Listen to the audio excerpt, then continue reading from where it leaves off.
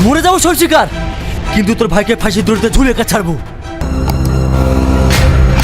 Hello viewers, তবে কি সালমা টনিকে ভুল বুঝবে? এবার কি তাহলে টনি সালমাকে ভালোবাসার কথাটি বলতে পারবে না? কি ঘটতে চলেছে আসামি নাটকটি দ্বিতীয় পর্বে মনের মতো টিভি চ্যানেলে আসামি নাটকটি আপলোড করা হয়। আর এই আসামি নাটকটির দ্বিতীয় পর্বে কি ঘটতে চলেছে সেটি জানাবো আমরা আজকের এই ভিডিওতে।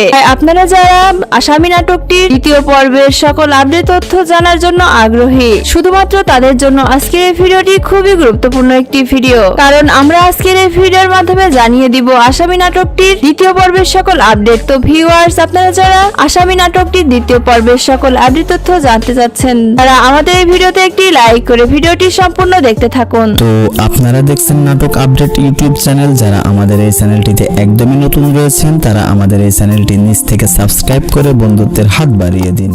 ভিউয়ার্স, মনের মতো টিভি চ্যানেলের আরেকটি নতুন নাটক আসামি। আর এই আসামি নাটকটি আপনারা দেখেছেন, আর এই আসামি নাটকটি দেখে আপনাদের সবারই অনেক ভালো লেগেছে, কারণ সালমা টনিকে আপনারা সবাই অনেক ভালোবাসেন।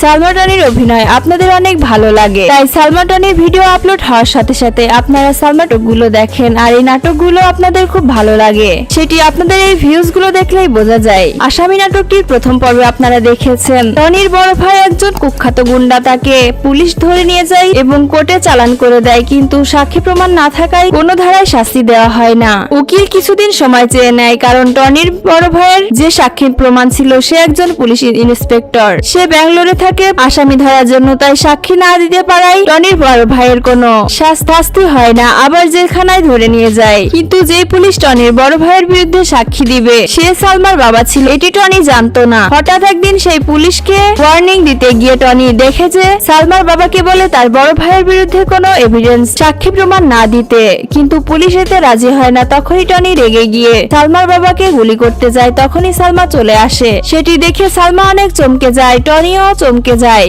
তবে কি টনি সালমাকে ভালোবাসার কথাটি জানাতে পারবে না?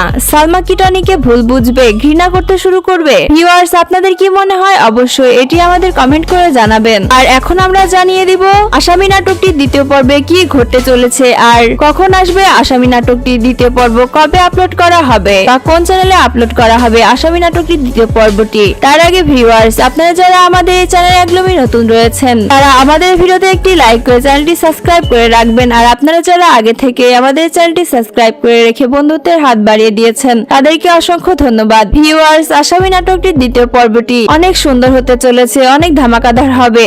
আসামি নাটকটির দ্বিতীয় পর্বে আপনারা দেখতে পারবেন সালমা টনিকে ভুল বুঝবে এবং ঘৃণা করতে শুরু করবে, কারণ সালমার বাবাকে টনি মেরে ফেলতে যায়। তখনই সালমা দেখে ফেলে, টনি সালমাকে বলবে যে আমি ভালো হয়ে যাব আর কখনো এসব কাজ করব না, কিন্তু কিছুতেই সালমা বিশ্বাস করবে না। ভিউয়ার্স, আমরা স্ক্রিপ্ট অনুযায়ী অল্প কিছু তথ্য পেয়েছি, খুব বেশি কিছু জানতে পারিনি, আর যতটুকু জানতে পেরেছি ততটুকুই আপনাদেরকে জানিয়ে দিলাম। ভিউয়ার্স, এখন জানাবো আসামি নাটকটির দ্বিতীয় পর্বটি কবে আসবে, কখন আসবে এবং কোন চ্যানেলে আপলোড করা হবে। ভিউয়ার্স, আসামি নাটকটির দ্বিতীয় পর্বটি আপনারা দেখতে পারবেন আজ থেকে 7 দিন পর, কারণ এখনো এডিটিং এর কাজ শেষ হয়নি।